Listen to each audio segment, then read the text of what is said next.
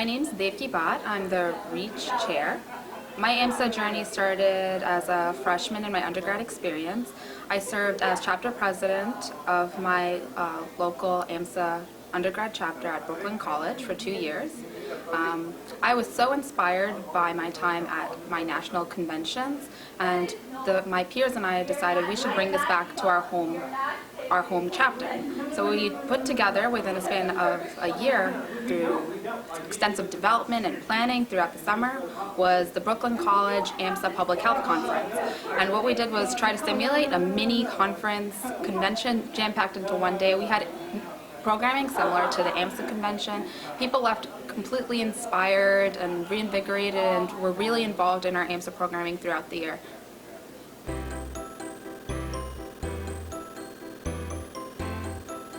My name is Kelly Tibbert, National President-elect of AMSA.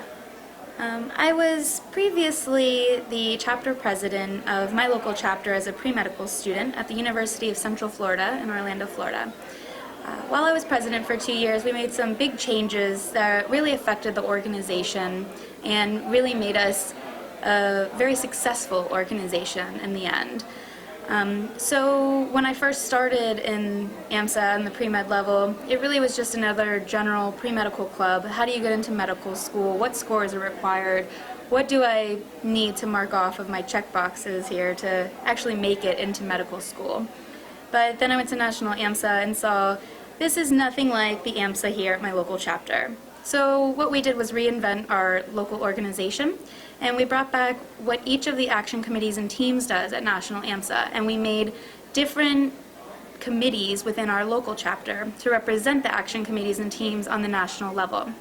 From there, we let the teams and the committees on the local level really take it and go on their own and do what they wanted to do with that title within the different committees, and it was really successful and really captured the spirit and the mission of National AMSA, and it was really great in moving us forward and really representing what AMSA means as an organization. And they're still continuing that trend now, and they've been a very successful organization.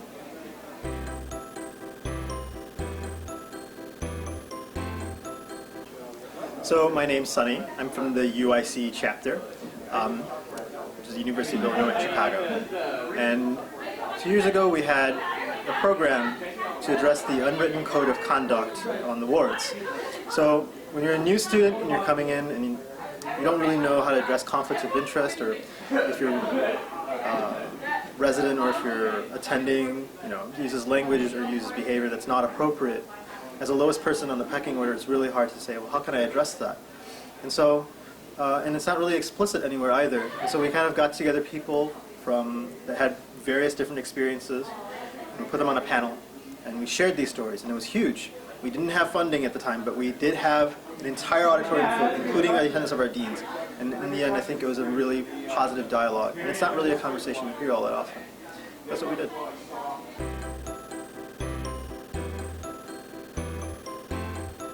I'm Jackie Brits. I'm a medical student at the BCU School of Medicine, and I was the co-president for our chapter from 2013 to 2014. So one thing that we worked on during our leadership for last year was increasing the focus on health advocacy and policy at our school. And so we did a 7-session lecture series about different things in health policy, going from just educating people about the U.S. healthcare system, an introduction to public health and health policy, advocacy, and then also educating people about Medicaid expansion, specifically in Virginia. And that was followed by a advocacy lobby day at Capitol Hill in Virginia, where we brought 30 students to advocate on behalf of Medicaid expansion. And separately, we met with leadership as a smaller group of AMSA officers with the Speaker of the House for Virginia to advocate for Medicaid expansion. So it got a lot of students who had never had any advocacy experience really engaged in advocacy and really excited about it, and also educated about healthcare issues to hopefully advocate as a future physician.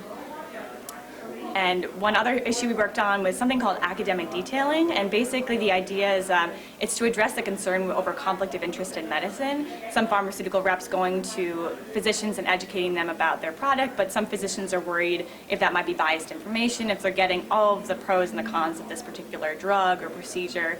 And so academic detailing trains medical students and healthcare providers to analyze the literature, to understand the pros and the cons, the source of that literature, and then convey that to other healthcare providers so that they can go as an unbiased, not paid source to a doctor and say, this particular drug, here are all the benefits, here are all the cons, this is when you should use it, and the doctor can rely on that expert source of information. And that was a 4-session lecture series for students.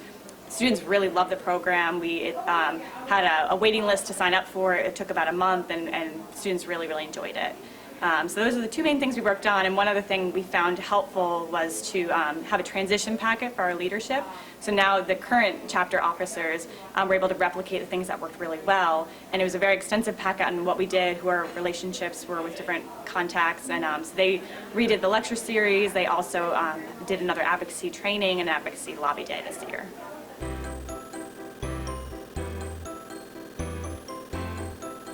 Hi everyone, my name is Michael. I'm the current international trustee for AMSA, and when I was a chapter officer, I was a chapter president as well as a community health clinic coordinator. I wanted to talk to you for just a minute about one thing that we did in our chapter that we found helpful, and that was to structure our chapter officer roles. We previously used the roles of president, vice president, and so forth. And what would happen is we'd have some interruption between years, and it was a rough transition period. So we decided to create the position president-elect instead of vice president, much like AMSA National. And what it did is it helped us to have some continuity between the boards of officers each year. And that really helped for us to continue to progress and continue to have awesome events.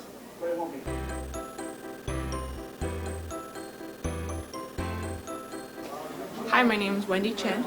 I am the International Region 2 Director this year. Last year on the chapter level, I was a chapter secretary, and this year I am a chapter president. One of the very successful things that we did for recruiting is we got heavily involved with our school's orientation. We provide a social before it actually starts, kind of a introductory. It's kind of an informal way to help the new incoming students kind of nervously talk to each other, and just kind of, and then those that from our AMSA chapter is kind of there to provide support, answer those very timid questions about what the heck am I doing here. And it's been really great in that the students feel supported and they continue to reach out as they go through their pathway through our school. And then we also do 2 presentations. One, talk to them about our chapter, encourage them to join, try to let them know about all of the different benefits that is available. And then the other thing we do is we try to do a self-care presentation about, you know, you're going to be studying, you have a life and a family, so how do you balance that? How do you find that? And we talk to them about different ways they can do that.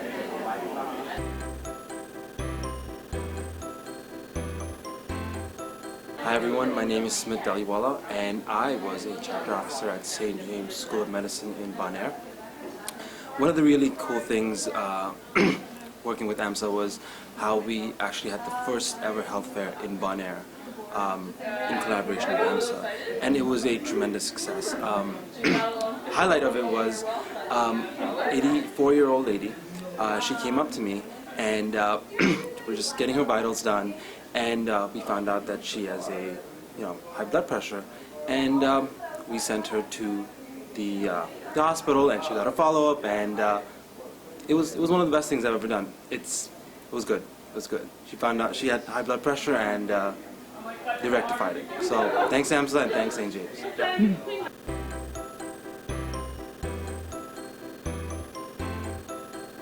Hi, my name is Elisa Vengal. I was a chapter officer at Texas A&M University for the past 2 years.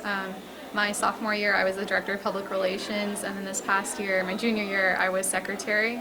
One of the first things that comes to mind when I think about successes we've had as a chapter is definitely the committees that we have in our local chapter that kind of model the committees at the national level. This past school year, we've had 3 committees that were pretty huge and really successful. The first one is the Global and Local Health Committee.